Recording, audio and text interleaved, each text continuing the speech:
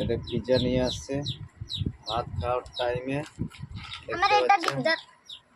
দুজনে ভাগ করে খা, ভাগ করে খা, দুজনে ভাগ করে খা। আবার খেড়াখড়ি করে দেখো এইটা সেম টু সেম দুজন দুটো দুটো পিস। একটু দে, আর একটু দে। আরে আর একটু তো কত দু পিস। এই দেখো দু পিস। এই দেখো নকশা দেখো এদের। দেখ দু পিস। হ্যাঁ, তাই।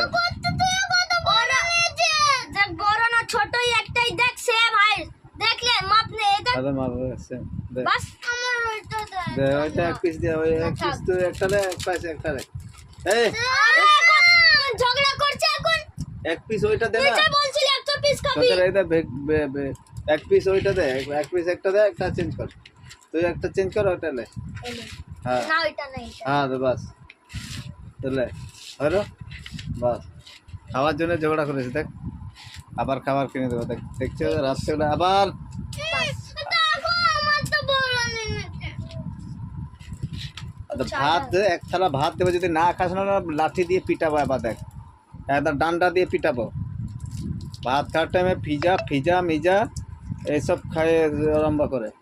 তো দেখ তাকায় দেখে দেখ, দাঁত দাঁত ভেঙে যাচ্ছে পিজা পিজা খেয়ে। দেখছিস, দেখতে পাচ্ছ বন্ধুরা, বাচ্চাদের জিদ দেখছো। রাত 9টা বাজে এখন খাওয়ার টাইমে, এখন পিজা নিয়ে আসছে, এবার পিজা খাবে।